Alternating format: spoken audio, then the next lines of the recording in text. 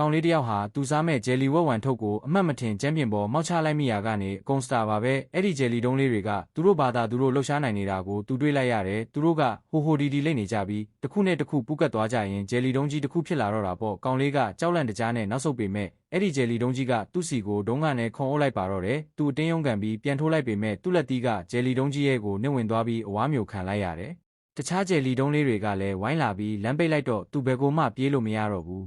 သူကအော်ဟစ်အကူညီတောင်းတော့သူ့သူငယ်ချင်းကကူညီဖို့ပြေးလာပေမဲ့သူပါဂျယ်လီတွေရဲ့ဝိုင်းထားတာကိုခံလိုက်ရပြန်ရောတတိထားလို့အော်နေအောင်မှာပဲအယိုးစုစစ်တီတော့အုပ်စုကြီးကသူတို့စီကိုအတင်းပြေးဝင်လာပါတော့တယ်အဲ့ဒီအချိန်မှာသူငယ်ချင်းဖြစ်သူကမော်စာအုပ်တအုပ်ကိုဖွင့်ချလိုက်တဲ့အခါအယိုးစုတွေဟာစာအုပ်ထဲကိုတယောက်ပြီးတယောက်ဆုပ်ယူခံလိုက်ရတယ်သူ့ညီမလေးကတော့ဒါကိုကြည့်ပြီးပါးစပ်ဟောင်းသားနဲ့အန်သားနေပေမဲ့အပြင်ကအခြေအနေကပိုဆိုးလာပါတယ်မောင်မိုက်နေတဲ့အမောင်ထုတဲကနေမရေမတွက်နိုင်တဲ့မိစ္ဆာကောင်တွေထွက်လာပြီးတရက်ကွက်လုံးရုပ်တဲဖြစ်ကုန်တာပေါ့ရုပ်တရက်တရက်တကောင်ပေါ်လာပြီးသူ့ညီမလေးလက်ထဲကမော်စာအုပ်ကိုလူသွားတယ်မော်စာအုပ်ပါသွားပြီဆိုတော့သူတို့လည်းမျောရင်းချက်ကင်းမဲ့ပြီးအားကိုးရမဲ့သွားကြတာပေါ့မိစ္ဆာတွေကလည်းနီးတစ်ထက်နီးလာပြီးအဲ့ဒီအချိန်မှာမမ်မီတကောင်ကသူတို့၃ယောက်ကိုအိမ်နဲ့ဆွဲသွင်းသွားပါတယ်သူတို့တော့တေးပြီးလို့ထင်နေတော့မှာပဲအဲ့ဒီမမ်မီကသူ့မျက်နှာဖုံးကိုချွတ်လိုက်တော့မှသူတို့အတန်းဖော်ဖြစ်နေတာကိုတွေးလိုက်ရတယ်သူကမကြောက်ကြနဲ့ငါတခုတီထားတယ်ငါတို့သာသူတို့လိုမိစ္ဆာတွေလိုဟန်ဆောင်နေရင်သူတို့ကငါတို့ကိုရံမမှုဘူးလို့ပြောပြပါတယ်အဲ့ဒါနဲ့သူတို့၃ယောက်လည်းအဝတ်စုပ်တွေကိုကိုမပတ်ပြီးဇွန်ဘီတွေလိုဟန်ဆောင်လိုက်ကြတယ်တကယ်မိစ္ဆာကောင်တွေဟာသူတို့ဘေးကနေဖြတ်သွားပေမဲ့ဘာမှထူးခြားသတိမထားမိပဲကြော်သွားကြပါတော့တယ်ခင်ဗျာ